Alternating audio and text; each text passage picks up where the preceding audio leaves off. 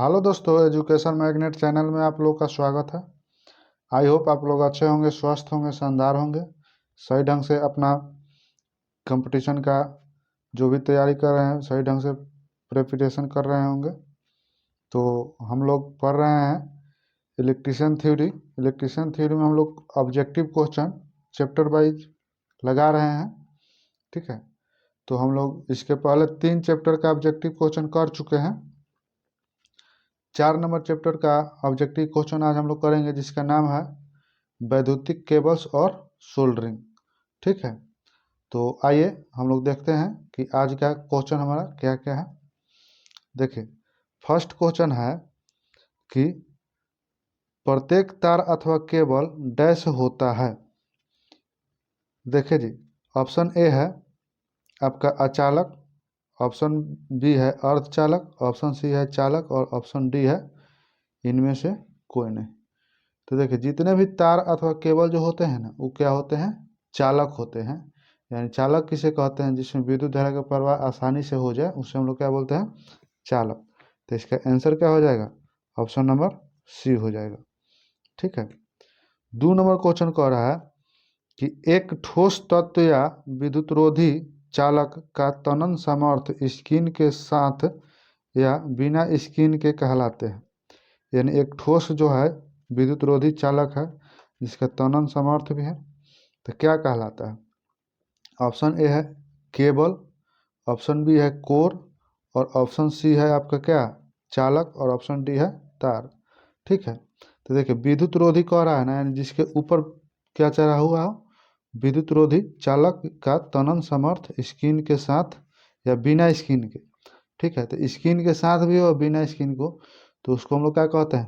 तार कहते हैं। ठीक है, ऑप्शन नंबर डी हमारा आंसर हो जाएगा। 3 नंबर क्वेश्चन कह रहा है कि चालक का साइज नापने के लिए किस यंत्र का प्रयोग किया जाता है। देखिए, वेबल गेज ए में है, बी में है वेनियर कैलीपर। ठीक है, 3 नंबर में है, सी नंबर में स्टैंडर्ड वायर गेज और डी नंबर में है डेप्थ गेज। ठीक है, देखिए जी, वेनियर कैलीपर से कोई भी चीज़ का डायमीटर नापा जाता है। ठीक है, मोटा वस्तु है। और डेप्थ गेज गहराई नापा जाता है। और सी नंबर में हमारा क्या है? Standard wire gauge. तो चालक का साइज नापने के लिए SWG, जिसको हम लोग बोलते हैं, क्या बोलते हैं? SWG। ठीक है, स्टैंडर्ड वायर गेज। एक होता है AWG, जिसको बोलते हैं American wire gauge. 4 number question कह रहा है कि रबर का प्रयोग अति उच्च वोल्टेज वाले केबलों में नहीं किया जाता है, क्योंकि ए नंबर में है इसमें अधिक मात्रा में गंधक उपस्थित होता है, बी नंबर में कह रहा है कि यह उच्च ताप सहने में असमर्थ होता है, और सी है कि ए और बी दोनों, और डी है उपरोक्त में से कोई नहीं।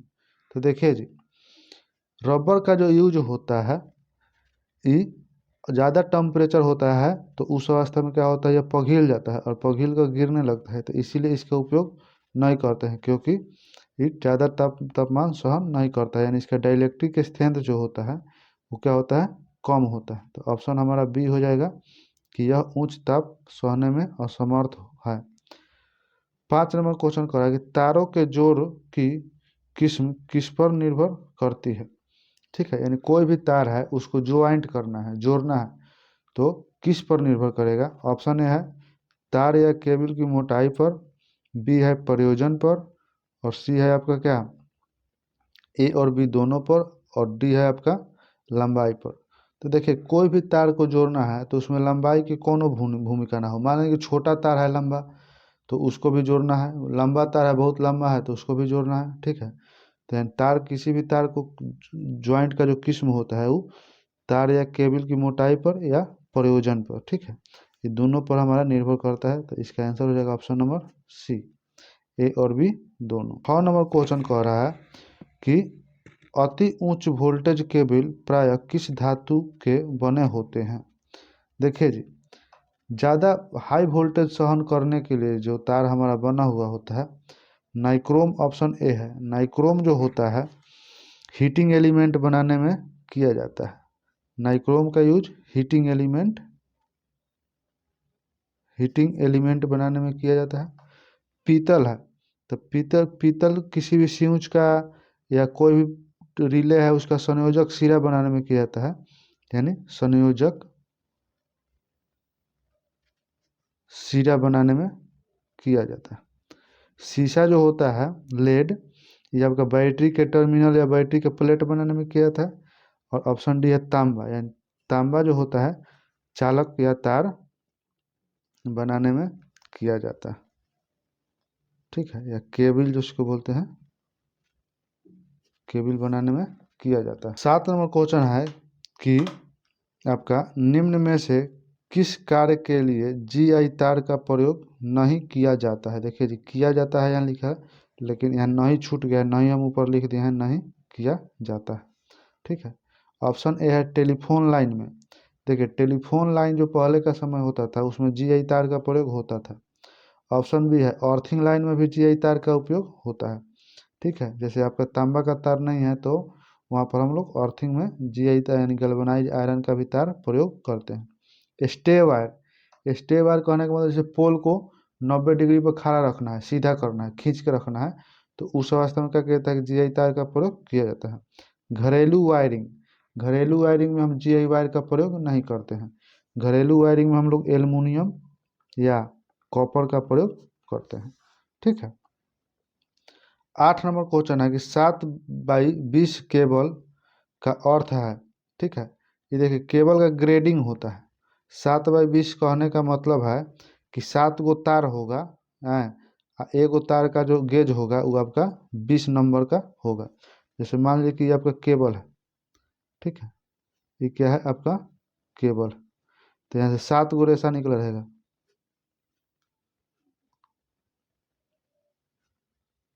7 गो रेशा निकल गया, ठीक है। एक वही जो रेशा है, इस रेशा का नंबर जो होगा SWG वो आपका 20 नंबर का होगा, ठीक है। ये कितना का होगा, 20 नंबर का होगा। तो इसको हम लोग क्या बोलते हैं 7-20। जैसे 3-20, 3-20 कहने का मतलब है कि उस केबल से 3 गो तार निकला रहेगा, ठीक है, 1 2 3 गो तार निकला रहेगा। एक गो तार का जो SWG नंबर है वो आपका 20 नंबर का है, यानी SWG स्टैंडर्ड वायर गेज जो है वो आपका कितना का है, 20 नंबर का है, ठीक है। तो यहाँ कह रहा है कि 7x20 का अर्थ है कि 7 गो तार होगा और एक गो तार का जो गेज होगा वो 20 नंबर का होगा। ऑप्शन है 20 SWG के 7 तार। देखिए यही आपका ऑप्शन ए ही हमारा आंसर हो जाएगा, ठीक है। 9 नंबर क्वेश्चन कह रहा है कि पीवीसी केबल के ऊपर थर्मोप्लास्टिक कंपाउंड का आवरण चढ़ाकर तैयार किया जाता है, ठीक है। तो देखिए पीवीसी केबल के ऊपर थर्मोप्लास्टिक का आवरण चढ़ाकर तैयार जो किया जाता है वो आपका ट्रोपोड्यूल केबल होता है। ट्रोपोड्यूल केबल यानी ऑप्शन सी। ट्रोपोड्यूल केबल का जो यूज होता है वो आपका रेलवे में सिग्नल को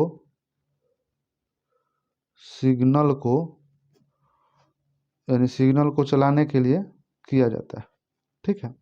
रेलवे में सिग्नल को चलाने के लिए किया जाता है। लेड शीथल जो केबल होता है ये आपका रासायनिक उद्योग में किया जाता है, रासायनिक जहाँ केमिकल का काम होता है।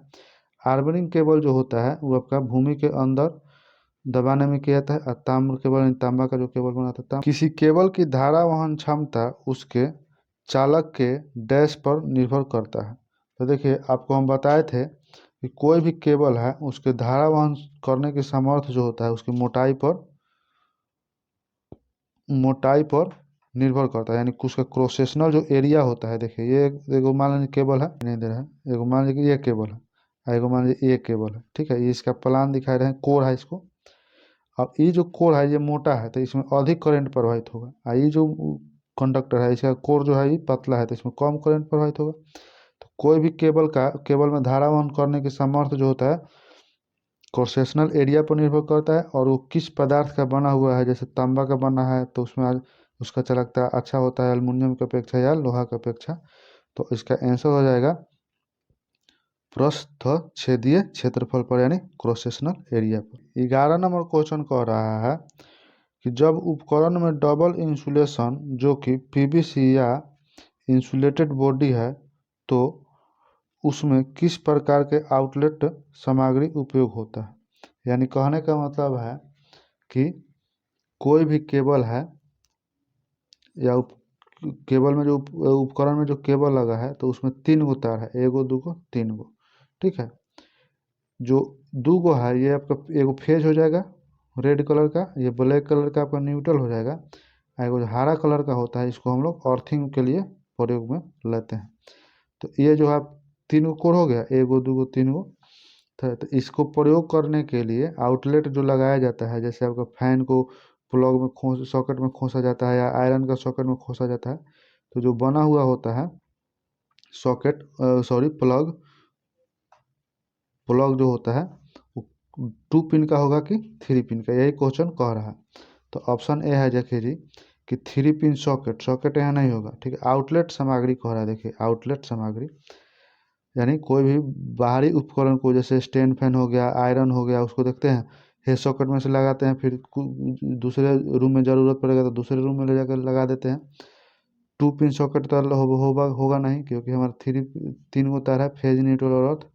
2 पिन प्लग, 3 पिन प्लग, तो इसका आंसर क्या हो जाएगा 3 पिन प्लग, क्योंकि एक फेज के लिए हो जाएगा और दूसरा न्यूट्रल के लिए हो जाएगा, एक जो मोटा वाला जो पिन रहेगा वो हमारा अर्थ के लिए हो जाएगा।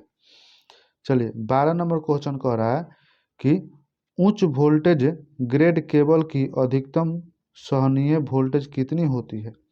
देखिए ऑप्शन ए है ये आपका 250 वोल्ट है, इसको एलटी लाइन बोलते हैं, यानी 1 केवी तक जो लाइन होता है उसको एलटी लाइन। 1 केवी से 11 केवी तक जो लाइन होता है, 1 केवी से आपका 11 केवी तक, इसको हम लोग मीडियम लाइन बोलते हैं। और यहाँ को क्या कर रहा है उच्च वोल्टेज, 11 केवी से 22 केवी तक के जो लाइन होता है 22 केवी, इसको हम लोग उच्च वोल्टेज बोलते हैं। तो इसका आंसर हो जाएगा सी। 22 केवी से अधिक का जो लाइन होता है 66 केवी या इससे अधिक 1,20,000 केवी, तो उस अवस्था में इसको हम लोग ई एच टी बोलते हैं ना, EHT यानी extra high tension. 13 number question कह रहा है कि मध्य वोल्टेज ग्रेड केबल की अधिकतम सहनीय वोल्टेज डैश होती है। तो देखिए अभी बताए थे कि LT जो होता है 250 1 केबी से लो टेंशन होता है। ठीक है, बी नंबर में है जो हमारा ये हमारा लोअर टेंशन में आएगा, लेकिन मध्यम कह रहा है मध्यम वोल्टेज, तो मध्यम में हमारा कौन आता है 650 वोल्ट वाला जो होता है वो हमारा मध्यम वोल्टेज में आ जाता है। ऑप्शन सी आंसर हो जाएगा। 14 नंबर क्वेश्चन कह रहा है कि रिले कॉन्टेक्टर आदि में संयोजक बिंदु यानी कनेक्टिंग पॉइंट बनाने के लिए डैश का प्रयोग किया जाता है। तो देखिए जी रिले का कनेक्टिंग जो पॉइंट होता है उसको बनाने के लिए हम लोग क्या करते हैं सिल्वर का प्रयोग करते हैं, अगर सिल्वर नहीं रहेगा तो कॉपर का प्रयोग करते हैं। ठीक है, तो देखिए ऑप्शन ए है चांदी, बी नंबर में है जस्ता, और सी नंबर में है कार्बन, और डी नंबर में क्या है आपका माइका है। तो यहाँ पर ऑप्शन ए हमारा आंसर हो जाएगा। अगर चांदी ऑप्शन में नहीं रहेगा तो तांबा रहेगा, तो हम लोग क्या करेंगे तांबा को मारेंगे, सेकंड ऑप्शन आपका तांबा होगा। ठीक है, कार्बन का जो यूज होता है इलेक्ट्रिकल में ब्रश बनाने में, जनरेटर का मोटर का ये सब का जो ब्रश जो बनता है ये कार्बन का बना होता है। जास्ता जो होता है आपका प्राइमरी सेल में किया जाता है आपका निगेटिव इलेक्ट्रोड बनाने में। माइका जो होता है अवरक जिसको बोलते हैं कम्यूटेटर के सेगमेंट्स में किया जाता है। 15 नंबर क्वेश्चन कह रहा है कि जहाँ निम्न धारा परिपथों के लिए निर्धारित दूरी के भीतर जोड़ों को सरकाना है वहाँ अत्यंत उपयुक्त जोड़ कौन सा है। ठीक है, ऑप्शन ए है एरियल जोड़, ऑप्शन बी है नोटेड जोड़, ऑप्शन सी है डुप्लेक्स क्रॉस टेप बिंदु जोड़, ऑप्शन डबल क्रॉस टेप बिंदु जोड़। तो जहाँ पर तार को सरकाना रहता है, ठीक है, एंड कम दूरी पर संयोजन करना रहता है, तो वहाँ पर हम लोग एरियल जोड़ का प्रयोग करते हैं। ठीक है, 16 नंबर क्वेश्चन कह रहा है कि भूमिगत लाइन डैश के लिए सुरक्षित होता है। देखिए जो भूमिगत लाइन होता है यानी ऐसा लाइन जो अंडरग्राउंड भूमि के अंदर बिछाया जाता है उसको हम लोग भूमिगत लाइन कहते हैं। तो देखिए केवल मनुष्य के लिए ना, ऑप्शन बी है केवल पशुओं के लिए, ये भी सही नहीं है। ऑप्शन सी है केवल पक्षियों के लिए, ऑप्शन डी है सभी जीव के लिए, यानी जितना भी जीव जंतु होते हैं सभी के लिए क्या है हमारा भूमिगत लाइन सुरक्षित रहता है। अब ओवरहेड लाइन में क्या होता है कि मान लीजिए कि सर के ऊपर से लाइन जा रहा है, कभी वातावरण खराब हुआ, आंधी है, तूफान है, उस रास्ते में तार गिर कर या शॉर्ट सर्किट से तार गिर कर क्या होता है कि घनी आबादी में गिर जाता है, तो उस रास्ते में मनुष्य का या कोई भी जीवित अथी है पशु है, उस रास्ते में क्या होता है उसको क्षति पहुंचता है जीव जंतु को। तो भूमिगत लाइन से सभी चीज़ सुरक्षित रहता है। ठीक है, थोड़ा कॉस्टली ये पड़ता है ओवरहेड लाइन की अपेक्षा भूमिगत लाइन। आइए साथियों, 17 नंबर क्वेश्चन कह रहा है कि भूमिगत प्रकार के केबल में जालीदार कवच लगाने का उद्देश्य है। ठीक है, तो देखिए, नमी से सुरक्षा ना, जालीदार कवच से नमी सुरक्षित नहीं होगा। ऑप्शन बी है दीमक से सुरक्षा, ये भी नहीं होगा। सी है यांत्रिक आघात से सुरक्षा, और डी नंबर है केबल को फटने से रोकना। ठीक है, यानी देखिए भूमिगत प्रकार के केबल में जालीदार कवच, ठीक है, जालीदार कवच यानी जिसको कहने का मतलब आर्मरिंग बोलते हैं। आर्मरिंग एक लोहा का या जीआई वायर का जो एक पतला बिट टाइप का आयताकार होता है, उसको घुमा कर क्या कहता है कि केबल पर कर दिया जाता है। ठीक है, तो यांत्रिक रूप से सुरक्षा करने के लिए हम लोग क्या करते हैं कि जालीदार कवच चढ़ाते हैं। 18 नंबर क्वेश्चन कह रहा है कि भूमिगत केबल का कौन सा भाग धात्विक परत को यांत्रिक चोटों इत्यादि से बचाव करता है।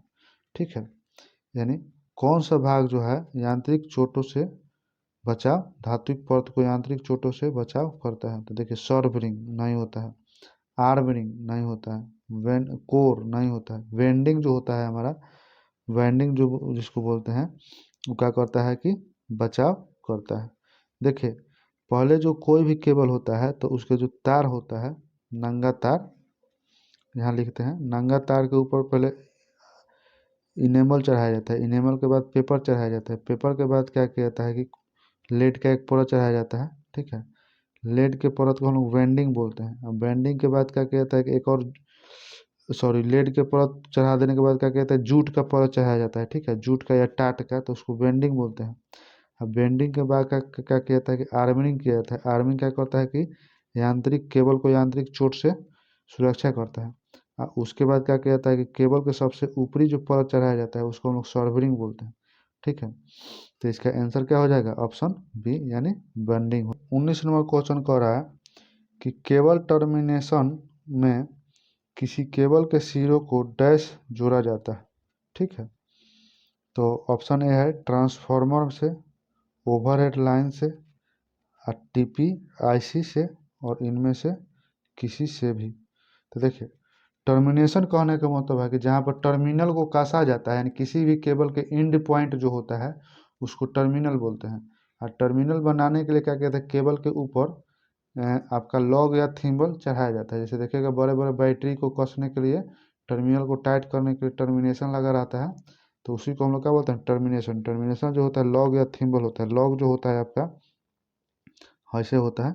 ठीक है, ये आपका लॉग हो गया, और यहाँ से आपका इसमें केबल को, कोर को फंसा दिया जाता है। इसको क्या किया जाता है कि टर्मिनल में लगा कर नट बोल्ट से कस दिया जाता है। एक ऐसे होता है गोल का,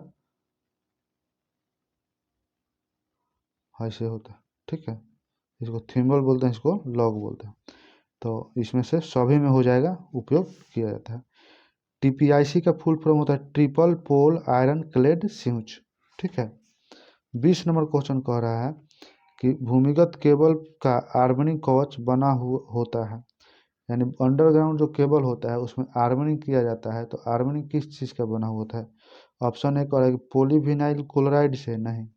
ऑप्शन बी है गैल्वेनाइज स्टील तार से, ऑप्शन सी है फाइबर से, ऑप्शन डी है उपयुक्त सभी से। तो देखिए जी, आर्मरिंग जो होता है एक प्रकार के केबल को यांत्रिक रूप से सुरक्षित रखता है। इसको बनाने के लिए क्या कहता है कि गैल्वेनाइज आयरन या गैल्वेनाइज स्टील का प्रयोग, तार का प्रयोग करते हैं। ये थोड़ा मोटा होता है, केबल के ऊपर लपेट दिया जाता है। जैसे मान लीजिए कि मेरा केबल है तो इसके ऊपर ऐसे लपेट दिया जाएगा। ठीक है, लपेट देने से क्या होता है कि केबल हमारा यांत्रिक रूप से सुरक्षित रहता है। 21 नंबर क्वेश्चन कह रहा है कि किसी उद्योगशाला को मुख्यतः 3 फेज लोड तथा सीमित प्रकाश लोड के लिए उपयुक्त केबल डैश प्रकार का होना चाहिए। ठीक है, अब देखिए जी, इंडस्ट्री में क्या होता है कि लाइट का भी ज़रूरत पड़ता है और बड़े बड़े मशीन को भी चलाने की ज़रूरत पड़ता है। तो वहाँ पर क्या करना है कि 3 फेज तो सप्लाई चाहिए ही चाहिए, उसके साथ साथ न्यूट्रल भी चाहिए, यानी लाइन L1 L2 और L3, और उसके बाद देखो न्यूट्रल भी चाहिए। तो ये जो तीन को कोर होता है, ये तीनों कोर का गेज समान होता है। ठीक है, लेकिन न्यूट्रल का जो कोर होता है ये थोड़ा इस तीनों की अपेक्षा क्या होता है, पतला होता है, यानी इसका जो कोर होता है वो पतला होता है। तो उसके लिए अब देखिए यहाँ से 3 गो फेज का मशीन चलाना है तो RYB ले लेंगे। अगर हमको पंखा चलाना है या बॉल जलाना है तो इसमें से किसी में से को फेज ले लेंगे और यहाँ से न्यूट्रल ले लेंगे तो क्या होगा, हमारा लाइट का भी काम चल जाएगा। लाइट फंड यानी लाइटिंग लोड के लिए या पावर लोड के लिए हम यहाँ से कनेक्शन ले लेंगे। तो उसके लिए हमको 3.5 कोर केबल का ज़रूरत चाहिए, यानी 3 गो फेज के लिए RYB और एगो न्यूट्रल के लिए।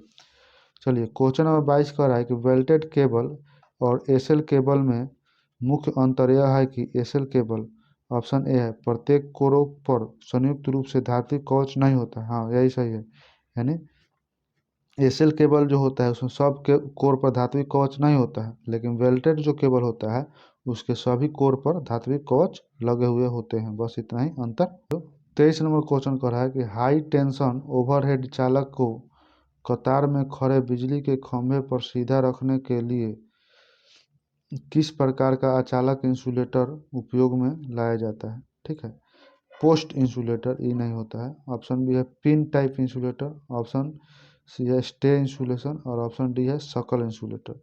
ठीक है, तो देखिए जी इसका आंसर जो हमारा है वो हमारा हो जाएगा option B pin type insulator. Pin type insulator कहने का मतलब आप लोग देखे होंगे ऐसे होता है।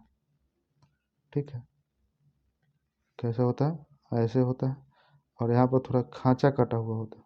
इसी पर केबल को क्या किया जाता है, तार को लेकर बैठा दिया जाता है, ऊपर से क्या कहता है कि तार लेकर मेढ़ दिया जाता है, यहाँ पिन होता है। ये आपका पोल पर, पोल का जो क्रॉस आर्म होता है उस पर कस दिया जाता है। ठीक है, स्टे इंसुलेशन आपका टेलीफोन जो लाइन पहले यूज किया जाता था उसमें किया जाता है। और सकल इंसुलेटर यानी कहने का जो डिश टाइप का नहीं होता है, झाल के जैसा गोल गोल, उसको सकल इंसुलेटर बोलते हैं।